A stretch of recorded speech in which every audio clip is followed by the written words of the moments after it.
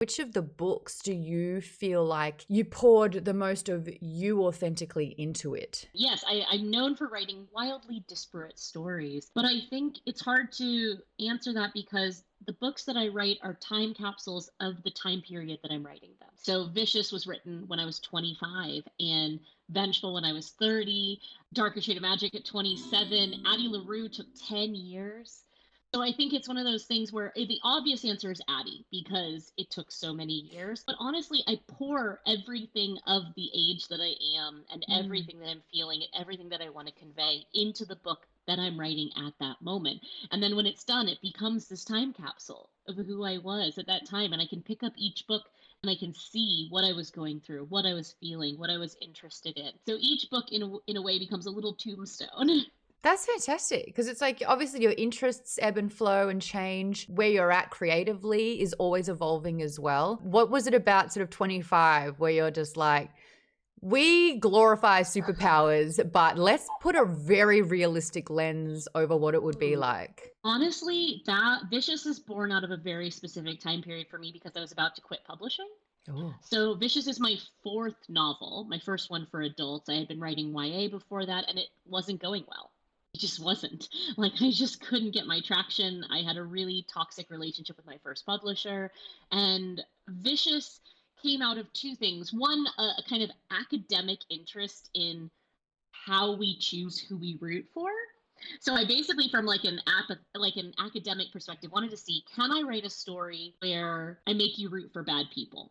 And the thesis is that we don't actually judge people based on what they do; we judge them based on why they do it. That's really the fundamental difference between Victor and Eli, is not what they do, but why. And so I was really interested in the exercise of, could I make you root for bad people? But Vicious as a novel was just everything I liked, Mm. because I figured this was going to be my swan song. This was going to be the book. Nothing else was selling well enough. I was being told by my publisher that I wasn't trying hard enough. I was What? 25 and I was just miserable. And so I thought, well, if I'm going out, I'm going out on my terms. I'm going to write the book that I want to read.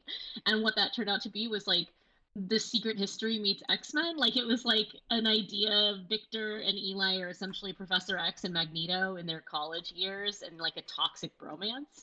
And that's what I wanted to read. I wanted to read, and therefore I wanted to write, complicated humans making bad choices. And I think we don't really relate to the grandiose. We don't relate to things like world domination, but we've all been slighted by Mhm. somebody. We've all been hurt by somebody. And so I like to take the big ideas and make them very small and personal. I also loved that little nugget where you are dealing with characters that start with V and E. Was that a little uh, nod to?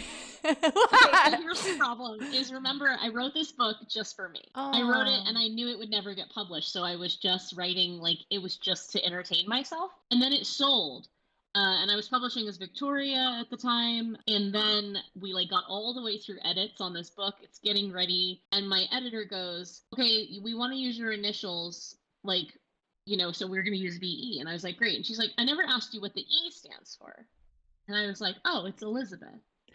And she, like, there was a very long pause, and she was like, "Your name is Victoria Elizabeth, It's very and you regal. named your main characters Victor and Eli, just the male versions of your name?" And I was like, "Yes." And she was like, "Well, shit, it's too late to change any of this now, but it is like just an exercise in narcissism." So yeah, I just like did it that way because they were just two halves of my personality.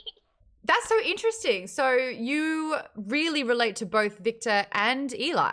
Victor is much more me. Victor, up until I wrote Henry Strauss in Addie LaRue, Oh, yeah. Victor was my first ever autobiographical character. Super villainy aside, like in terms of performative nature and kind of like social mimicry, I'm an introverted only child who definitely leaned into social mimicry hard when I was growing up. And so, in a lot of ways, that sense of isolation that Victor feels that makes him this perpetual observer is a Yes. thing I felt really intensely. And also just like sometimes feeling like my emotions are like a 2 when everyone else's are at like a 10. Like sometimes feeling like I'm not operating on the right frequency for those around me.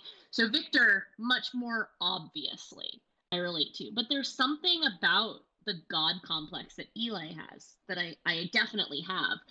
I grew up with like a sick parent, And I think when you grow up with a sick parent, it can create this like hypervigilance that can lead to kind of a God complex, meaning I grew up convinced that if I just tried hard enough, I could keep the people I love alive.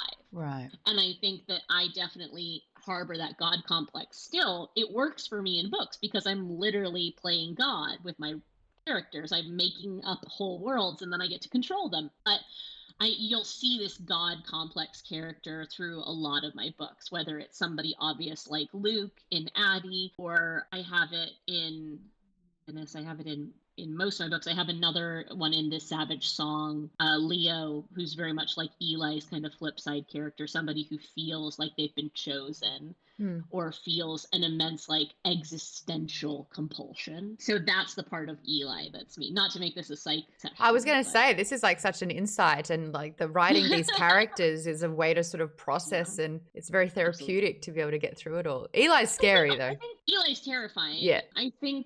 I mean, my goal was to make Eli the villain in Vicious and then to make you understand him a little bit more in Vengeful, because it makes it really a lot harder to hate somebody once you start to understand what makes them tick. And that, I think, is the best villain out there. They never think that they're wrong, and we start to wonder, it would make sense. Yeah. I mean, Eli's having his own existential and like a spiritual crisis in Vengeful,